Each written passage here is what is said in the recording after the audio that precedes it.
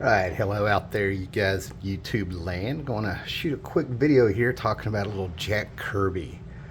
Now, when I've read comics, and I've read comics since 1977, and we're in the year 2024, over the years I ended up reading comics like one big huge picture, one canvas, one kind of story in certain places, right? It didn't matter about the company, the timeline, the dimension, the multiverse, wherever they were. It didn't really matter. I would see themes and characters and tones that reminded me of everything. So imagine my joy when I got older and I found out things like Jack Kirby did a comic called Captain Victory with Pacific Comics that secretly tied into his fourth world. And then I'd read an interview by Grant Morrison who said that a lot of his stuff is secretly one big story. And an example of that is he was the person that had Weapon X when he was on the new X-Men. No longer be Weapon X, he made the X the Roman numeral 10, and we found out that Wolverine was the 10th experiment in a super soldier program. So if you go over to Vertigo and look at a book that he has that's called We 3, that's the third experiment in the Silver Surfer program, despite it being with Vertigo, with a wink and a nudge. I think you get it. So, over the years since I was a kid, probably around 12 or 13, reading this new universe, I think I discovered like this in my head, a secret Kirby universe that all these companies and all these characters have crossed over in, and it seems like the trick is to dream, right? So this is Star Brand number 9 from 19. That's a good question. This is by Cary Bates and Keith Giffen, 1987. And basically in the issue before this, if you don't know the new universe, basically the new universe is where people in the real world ended up with powers, and Starbrand was the most powerful one. In the issue before this, he had a child die due to being exposed to radioactive waste, and he couldn't save them because this is the real world. Also, just a little note, if you end up going back and looking at that issue of Starbrand, the kid really resembles a Spider-Man story from the early 80s called The Kid That Collects Spider-Man. This is a little note, but we'll keep moving forward here, right? So basically, as you see, this has always been drawn like it was the real world. They didn't really get into huge comic book concepts. And from month to month, if a month passed for us, the readers, a month also crossed over, passed for the characters and stuff. So in this one we open up, Keith Giffen came in here. This is sort of a transition issue because John Byrne came on the next issue and the book took off really well. But Starbrand has more or less woken up his psychiatrist friend in the middle of the night, and he's telling him the story of the kid that didn't survive no matter what, despite his efforts. This isn't a comic book, this is the real world. And here's the kid reading comic books and stuff. Oh, like I said, it reminds me of the kid who collected Spider-Man, and I think his name was Tad. So anyway, the psychiatrist tells him, I know a place you can get treatment. So he goes to this sleep center, and we bring into a character named Night Mask, who had his own book, and he enters into people's dreams. And if you ever seen the movie Dreamscape, you get the idea. So here he is, and when he enters the mind, the dreamscape, if you will, of Kenneth O'Connell, our Starbrand, it's Kirbyverse. He's entered it through a dream, and everybody looks Kirby-like in their little world. And Tad is a sidekick. Here's Starbrand in this world. The main villain is a guy named Dr. Foom. Another wink and a nod to Silver Age / Bronze Age Marvel. Foom was Friends of Old Marvel, which was like a club and a magazine and stuff, right? So basically, going through his psychosis, we have Keith Giffen drawing this fantastic style of Jack Kirby in this world. And the thing about Kirby is you end up with like positive messages and things like that. Even despite this being the real world, we get into this comic book world, and turns out that the great villain in it is actually Ken Connell himself, his guilt and resentment. And of course, he has to forgive himself for, in the real world, we have like things like Spider-Man with great power comes great responsibility. to me, this and to other people, I've talked about this issue with other people over the years. It's kind of like with great responsibility comes the fact that you got to realize you can't save everybody. So it's just fantastic. Now, another way that I've seen people get into these books aren't really related. This is just how I seem to read into it. We have Doom Patrol number 53 by Grant Morrison, and I absolutely love this run of comics, right? But they have a character named Danny the Street, and he is a sentient street that is able to transport. There's people that live there, and the Doom Patrol ends up making him a member and traveling around with him. And the street ends up dreaming, and when it dreams of the Vertigo world, the Doom Patrol world, as done by Jack Kirby in the Marvel Silver Age. Now, I think this book came out in 1992, and I want you to think about this. Marvel's Silver Age started in 1961, so this is 31 years after that. We are in 2024, and this book came out in 1992, so we are 32 years past the 90s. This is, this more time has passed between Marvel's Silver Age than when this book has come out to today. So basically, this is fantastic because we get a bunch of characters done in the, again, style of Kirby in the 60s, where we have Hellblazer, John Constantine, the Phantom Stranger, and there's this whole world where they take all these characters, Dr. 13, and like I said, it's the Vertigo age of comics. Vertigo was coming. I don't know if it was in the imprint yet, but it was coming. And they take all these horror characters and alternative characters and adult themed books, and we get the Doom Patrol. And like I said, it's just a love of Kirby. Now, the thing about the Doom Patrol was when they came out, Arnold Drake created them, and the original X-Men and the Doom Patrol came out so close together. People were doing the thing, a la Man-Thing, Swamp Thing, who came first, who created what, who really ripped off who. But with the Doom Patrol, as I started to finally really read them in the 80s, I started seeing more. I saw them more as Fantastic Four. We have Negative Man as Human Torch, as we see here. Robot Man becomes the Thing.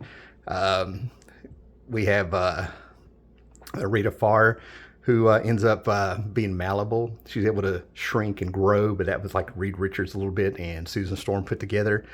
But anyway, Grant Morrison saw the same thing, so we get this 60s version of the Doom Patrol where they bicker and they fight and all these tropes from the 60s.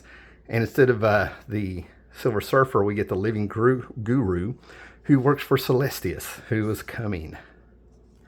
So we basically get that story redone. House of Mysteries in here. This is fantastic. I mean, I absolutely love this and read it over and over. And how did we get here? We got here the same way that Starbrand got there. We dreamed. Now, just for the sake of trivia, this is the Book of Magic Annual number 3. I think this came out in 1999. And this is when Mark Millar was right on the cusp of becoming a superstar. Mark Millar's had a lot of his work turned into movies. He was with the Ultimate Verse that came in. He did a lot of things. Wanted, Kick-Ass, all sorts of things. And despite that, this was just a dream, he came back in this annual. I think this is, like I said, seven years later. And when Mark Millar came in, he was doing a lot of work with Grant Morrison. They did Aztec. They both took over Swamp Thing until Grant Morrison, he did 4 issues with Mark Millar, moved on. So, of course, he would revisit a Mark Millar concept. But he got with Billy Jimenez, and we get our Mystic Youth, our Teen Titans of this Kirbyverse. And it's not very Kirby-like, but he tries to capture the 80s. And this is when Mark Millar was just too Vertigo for Vertigo. A lot of information in here, real jumbled, and it's just too much of an edge. He tries to do the, concept of the Teen Titans with mystic characters, Timothy Hunter, Books of Magic, and the Judas Contract, and that's only if you're a completist. Now this one, I absolutely love the story, and I will not be opening it, but this had an adaptation with the early 2000s Nickelodeon cartoon of the Teenage Mutant Ninja Turtles, and the episode is called The King, if you want to look it up. But basically, Donatello gets into an argument with everybody, all of his brothers and stuff in the apartment, April O'Neil's apartment. And long story short, he ends up having to go fix the water heater in the basement. And when he goes down there, he finds basically Jack Kirby, a guy named Kirby, sitting in there drawing down in the basement at his desk. And everything that he's drawn is coming to life. And when he sees Donatello, he's not shocked. He's like, well, I didn't draw you. So he accepts that he's real. They end up going through a portal where they find that everything that Kirby had been drawing has come to life due to this magic crystal. And they help the humans there fight off what he has. And Kirby starts drawing things to help Donatello, thus the anti-gravity weapon that he has on his arm. So when they defeat the bad guys, the portal starts shrinking. And Donatello's like, Kirby, let's go. And Kirby gets trapped, but he's able to send a piece of paper through. And it's a picture he drew for Donatello saying that life is bittersweet, have a good life, saying goodbye to him, and he cries. This is a fantastic issue. And then in this one, we have Supreme, The Return of Supreme, the second volume, in the year 2000. And this one, we go to New Jack City. Basically, Supreme is flying around, and he finds New Jack City where it's just a love letter to Kirby. Kirby had died a few years before. And you go through, and if you know Kirby, you get the archetypes of all these characters he did. Newsboy Legion, the Guardian, but it's not really them, Dr. Doom, Annihilus, Captain America, the Howling Commandos. And this is just an absolute love letter to him. The Harrys, the Fourth World stuff, the Jimmy Olsen stuff, the New God stuff. It is all in here. His Guardian stuff. And this is another great tribute to Kirby here. And as you can see, if you're a Monty Python fan, and this was everywhere for a while, we had the ideas this busting out of Kirby's head. You know, he's like a god character in this, if you will. Just so much great stuff. Rick Veitch and Alan Moore just nailed this one. And then, of course, we have Rob Liefeld coming at the end. And I'm sure there's a lesson in there that I'm blanking out on. But then we have Fantastic Four, number 511. This is part 3 of a story called Hereafter. And I think it was around issue 500. Mark Waid had killed Ben Grimm. And Reed Richards is determined to bring him back. And basically what happens is that he has been keeping the Thing's body in a tank. Think, Luke Skywalker in Empire Strikes Back, getting healed up after the Wampa attack. And he's able to find his way into something that's like a limbo from an afterlife. And Ben Grimm is hanging around with his brother, and he's unable to get through this door. So basically what happens is that they have to make peace. And it turns out that it wasn't Reed Richards really holding him back. He hadn't been able to cross over because he was keeping his body alive. And it wasn't Reed Richards that was keeping him going after the afterlife. It was everything to do with Ben, because the door ended up having the Thing rocks on it. And it turns out it wasn't really his brother standing there with him who had passed away. He was testing them about how they're all going to stick together. So they go into the hereafter finally. They're going to meet God. And it's Jack Kirby.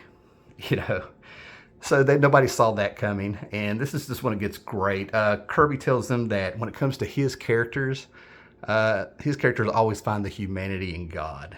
And he ends up getting a phone call, and they find out that he may not be God. He has these collaborators, and he does more to talk with them, but he does agree to give them a happy ending. He returns them to like a status quo, no harm, no foul.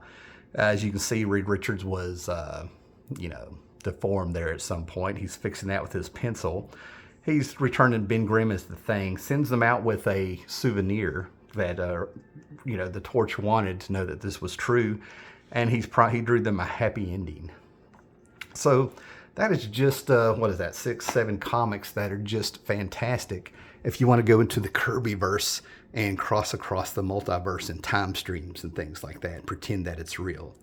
The biggest thing that I'm seeing going on today is in 2024 is they took Kirby out of the Marvel comics, and they took the Kirby out of the Marvel movies, and we see where they're at now. Maybe we need to have them back up and see where all this came from. All right, everybody have a good day, and hey, be excellent to each other. Kirby Crackle.